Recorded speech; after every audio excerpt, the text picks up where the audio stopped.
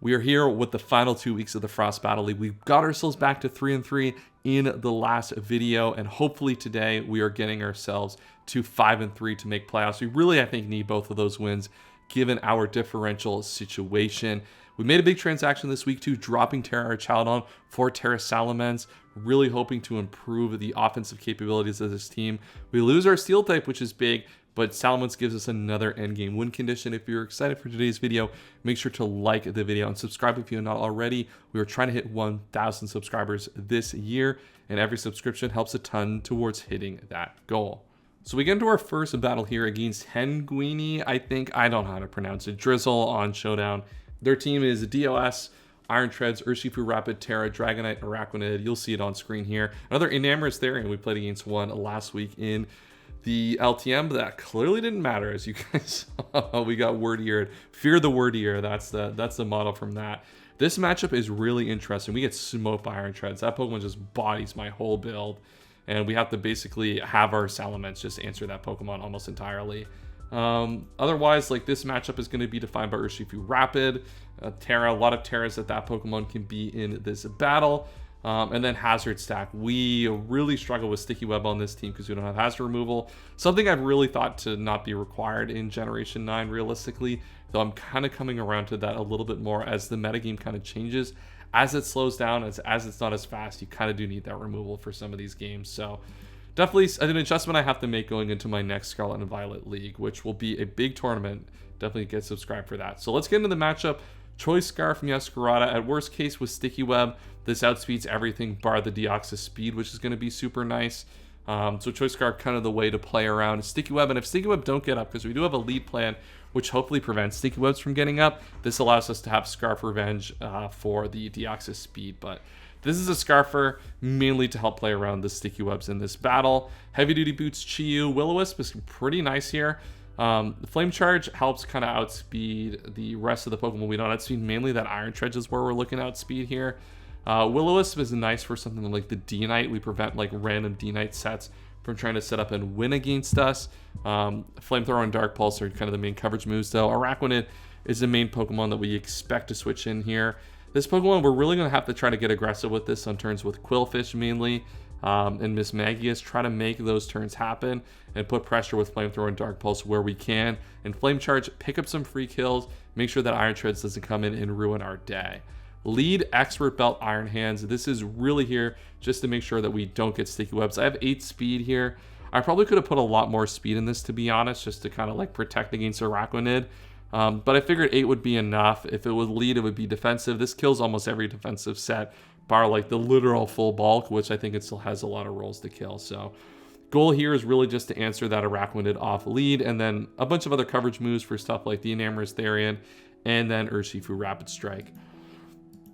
Boots, Screamtail, Encore here is mainly for the Enamorous Therian. Baton Pass allows me to not lose free turns to that Iron Treads. As I said, that Pokemon is so problematic in this matchup. Everything kind of revolves around that. And then Dazzling Gleam, Ice Beam. Ice Beam mainly for double effective, or 4 times super effective on the D-Knight, with Dazzling Gleam in case it tries to heal up.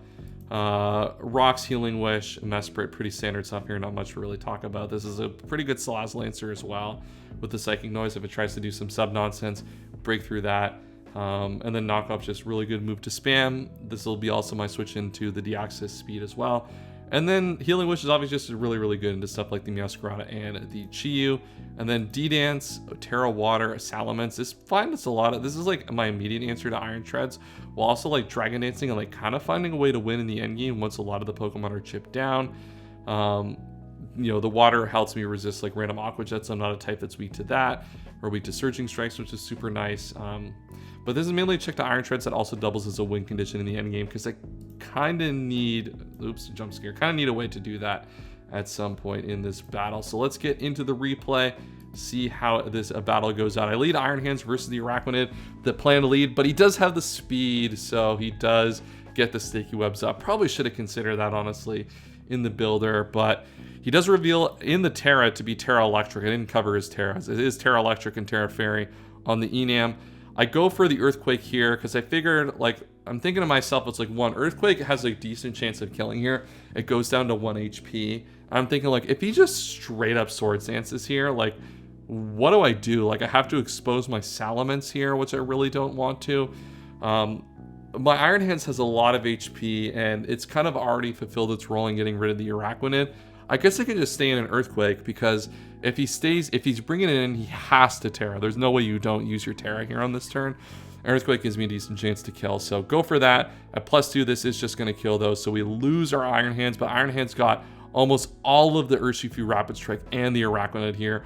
Super good value. Now, Sticky Webs go up, so that's a little bit annoying, but we'll take that. So I go for the knockoff here, because one, that's obviously going to kill the Urshifu. We outspeed given the Choice Scarf, and at worst case, we get an item removed. We remove the Rocky Helmet from the Quillfish, so getting some chip on this, removing this will be nice, but getting poison pointed on, a little bit annoying. And this is what I talked about in the team builder, right? Really want to use the turns on this Quillfish to get in the Chi-Yu for free. This could have been an opportunity to go for the Flame Charge, but I figured just go for the Flamethrower. Something like Dragonite comes in, I can't stay in anyway, so might as well just guarantee the most amount of damage on a switch in possible. I was really concerned about Iron Head coming out here, but he reveals to be Earthquake, which is pretty good for me because I'm just able to go for Ice Beam into Ice Beam.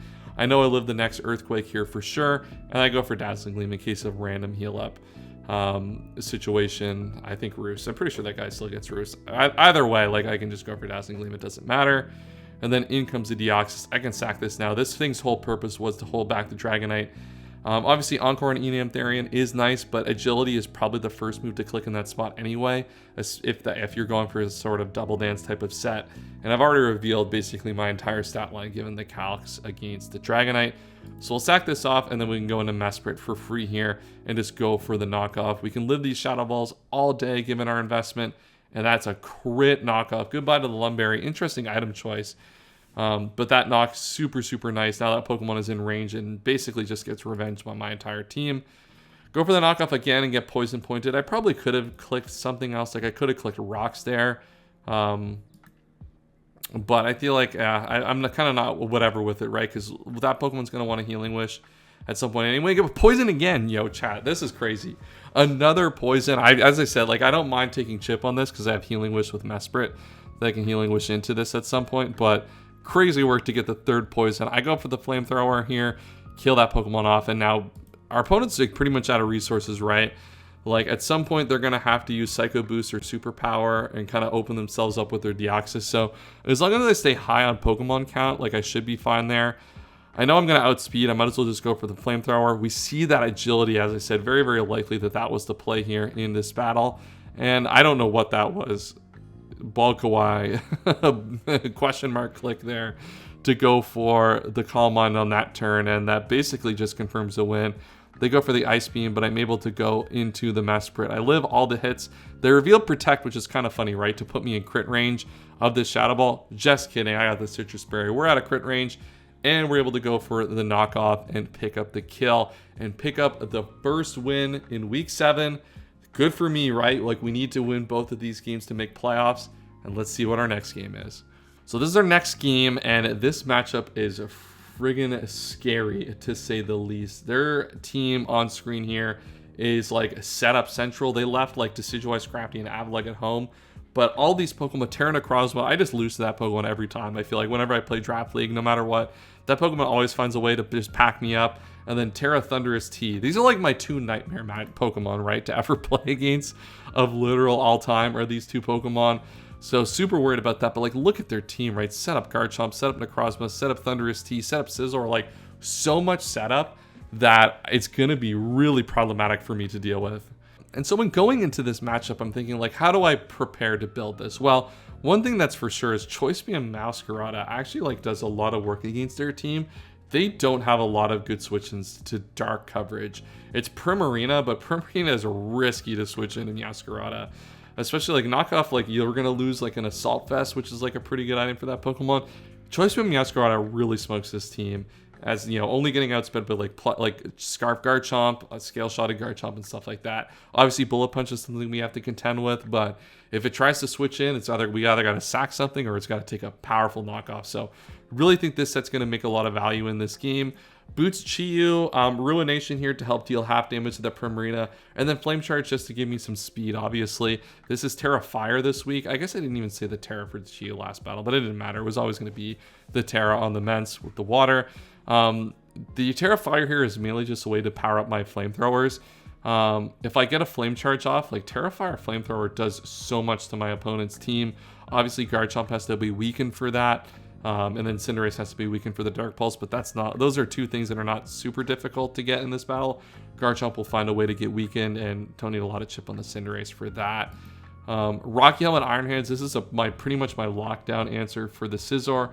Got a lot of like random speed stuff here, speed to outspeed Primarina, a little bit of bulk, not a lot of attack, but mainly like this is a Pokemon that's going to come in on Scizor and the Cinderace and answer both of those Pokemon to the best of its ability. And this is where the setup, the anti-setup hate comes in. Like we got so much setup here we got to manage. So Air Balloon Scream Tail with Ice Beam, this should be lockdown answer to Garchomp, because realistically it's going to be like ST Scale Shot Earthquake. It'll probably have a coverage move for this, like a poison move, like a poison jab kind of build. But it's going to have to risk, to break the balloon, it's going to have to risk taking an Ice Beam. We also have Roar, which is going to be super nice for stuff like the Necrozma, for the Thundurus Therian. We're going to be super useful. I considered Flamethrower on this set to help manage the Scizor, but there's no way I'm aggressively clicking Flamethrower on any of these turns. And if I want to do that, I'd rather just Baton Pass into Chiyu and keep pressure up that way. Because after a Ruination, Primarina struggles to switch into that Pokemon, especially with Stealth Rocks up, which we do have on this Mesprit. This is basically my switch into the Primarina. Sight Shock is nice to click. It's going to be nice in this battle, given the Terra type on the Thundurus Therian, but mainly Rock and then Energy Ball to help deal a little bit of damage to Primarina. But this is our other anti-setup Pokemon, anti-Garchomp, anti-Cinderace, anti-defensive or physical Necrozma. Terra Water Salamence back again. Not the Pokemon I expected, but we're special. Mainly the special is nice here because of the fact that its special is a little bit harder for my opponent to switch into. Harder for the Scizor, gives me a powerful click into the Necrozma. If it's, yeah, I don't know. I went for special this week because I thought Draco Meteor and Hurricane give me the most immediate damage here. And mainly because I expect, the main reason I expect to get Will-O-Wisp by the Cinderace at some point, and this is going to be my lead. So I figured that was likely to happen in this battle. So let's go with the special moves to kind of waste a turn if my opponent chooses to do that. And so getting into the battle, let's see what we do. We are leading off with our Salamence as kind of predicted. I don't throw off my Terra here because I don't really need to. And you see that Will-O-Wisp come out right away, right? Like that was kind of the expected outcome. I go for Hurricane mainly because I want to protect against Primarina. My opponent might not have Willow and might not want to go for it. And I want to maximize damage against that Pokemon as early as possible because that's going to be pretty important in this battle. I go for it again and we miss. Look, we're using Hurricane. That's what we signed up for. It is what it is. They catch me with the flip turn here, and I go right into Scream Tail. I have to roar this Pokemon out if it's set up, and it reveals to be Rock. So it's kind of just not a threat at this point if it's not set up. It reveals to be Dual Screen. So I get up my own Stealth Rocks here, and this Dual Screen is going to be up for a while, which is a little bit annoying. I'm able to U-turn out here, and they go Primarina, which kind of reveals to be the fact that they're bringing in like this and their flip turn, it is more defensive, which is really good for me. So they're wasting their screen turns here, which I'm super happy to take. I go into my Meowscarada. I just go for the U-turn here. I was considering knocking on this turn, but I was figuring it's like they could just be random like bait berry here and just get me. I guess it doesn't matter with the crit. I was thinking like, what could they do? Like, do they just stand maybe like on some crazy shit? Like there's no way, right? But I go for the U-turn here. U-turn and knocker are both like, I guess realistically the same option here because I'm able to just go into Chiyu and force this out all the same. We're going to find good progress with Iron Hands or Chiyu against this Pokemon anyway. Nice little double here into my my Mesprit. And yeah, good fucking night. That is a nice Assault Vested Primarina. I was really just looking to get chip, right? Because like honestly, getting this to half with the rocks at a certain point, like this Pokemon is going to really struggle to switch into even like the Chiyu without the screens up. And here I'm going to go into Scream Tail. I forgot to tell you the Terra types on my opponent's team. They're Terra Poison, a Thundurus, and the Terra is Terra Fairy on the Necrozma. And I still go into my Scream Tail here because I figure it's like, it's either Agility or Encore, right? So like they have to play around the Encore here. with this Pokemon, and I just get to roar this Pokemon out. I have to take a lot here on the Terra, and I do lose this Pokemon here on this turn, which is pretty brutal. So not a great sequence, but I'm able to get out of the first real opportunity where Terra Poison Thundurus Therian is able to put pressure on my team, and that Pokemon's pretty good here in this battle, all things considered. So threat initially neutralized, but that helps in the rest of the battle. Like, this Pokemon can be revenged, and I know it can be now by my choice band Meowscarada. And now we lose our Screamtail. A little bit annoying to the poison. They're able to bring in their Garchomp, and I just go here for the knockoff. I know they can't stand, right? They know Choice Band Triple Axle kills even with the Reflect Up, and I'm able to get rid of that Cinderace. So one Pokemon down, still a lot more to go. Scizor comes out here, and I'm okay with Scizor, because even the most setup powerful of Scizors here is just going to be completely handled by the Iron Hands. They just go for another aggressive SD here, because they do have the Occa Berry. Dodge the burn, and even with the close combat, because I do have the Rocky Helmet, this thing was dying anyway, but I do live here, which is super, super nice. So here comes the meme turn of the battle. Yeah, Scale Shot goes to the left, and I'm able to Ice Punch and kill this Pokemon. I'm really curious to know how this battle would have played out otherwise if it didn't happen, because I still have my Screamtail, which I can sack here to prevent Scale Shot going to Meowscarada, and this Triple Axle is dealing a massive amount of damage to my opponent's team. It picks up a kill. So, like, realistically, we end up in a spot where I keep my Iron Hands for later, and I can maybe check the Primarina, get a free turn on that. But we end up in a spot where they have the same amount of Pokemon anyway, and the endgame scenarios are basically the same. And Triple Axle, honestly, like, kind of sweeps from this point, which is kind of funny if they go Primarina. Like, CB Triple Axle, like, actually just wins the game from that spot. So I think I win this game anyway. A little bit of a spoiler. I think I win the game on the spot if that happens, but I'm able to go Chi-Yu here. My main concern here is now just like getting randomly set up on. So we don't have that like Triple Axle end game now with the screens down where you can just like click CB Triple Axle and straight up win the game. We have to be really mindful of Thundurus Therian now, just like setting up a winning. We go for the flip turn here. I go Chi-Yu to prevent something like the Thundurus or the Necrozma setting up and trying to win, or the Thundurus setting up and winning in that spot, because Terra Fire Flamethrower does kill from that spot. We live basically every hit after the Terra. They go into the Necrozma here, and I just go for the U-turn. I know this Pokemon is going to set up the screens here. I kind of have to decide which one it's going to set up, and I think Light Screen is the most likely here for my opponent to set up. Mainly because I think Chi-Yu is probably the most obvious Pokemon to come in here, I think. I feel like Reflect honestly might have been better for them to go for here, because like Meowscarada and Chi-Yu both have like the same likelihood. But I guess their thinking is like Terrifier Chi-Yu can actually just kill this without the screen up, and then they actually just lose the battle from there. So they go for the Light Screen on this turn, and this allows me to knock off with my CB before the Light Clay, remove the Light Clay before Reflect gets up. And now we have 4 turns here, and I'm able to go to Immense, and I can just remove the rest of the turns of screens here in this battle, especially with the Roar. The Roar here is super nice. They go Primarina, I go for the Roost. I throw my Tear off here, which is, in a couple seconds after all the things click. Playing around Moonblast, I probably shouldn't have done this, because I'm just going for the Roar here. And I figure they're going to flip turn anyway.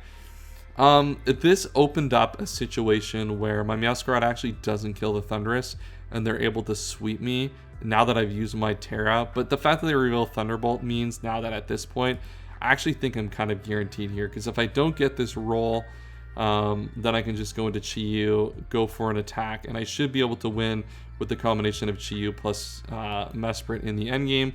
But I go for the knockoff, and that actually just kills anyway, so it doesn't actually matter. We get the roll. It was heavily in our favor anyway. Triple Axle, I think that the roll was in the sense that the likelihood of killing with knockoff was more likely than hitting all the Triple Axles, which Triple Axle would have been a guaranteed kill there. So that is week 7 and 8 of the Frost Battle League. We've won 2 battles in a row. Feels like it's been a long time since I've been able to say that. And we're in playoffs. Playoffs is going to be weird in this league. Considering when I finished in 5 to 8, there are 4 rounds of playoffs. It's basically a freaking play-in tournament. I feel like the Atlanta Hawks right now, how to play in the play-in tournament. But that should be interesting. We might get a rematch there, but that video will be coming up soon. We'll do all of the playoffs that we play. So get subscribed for that. You won't want to miss that. That's all we have for today's video. We'll see you guys next time.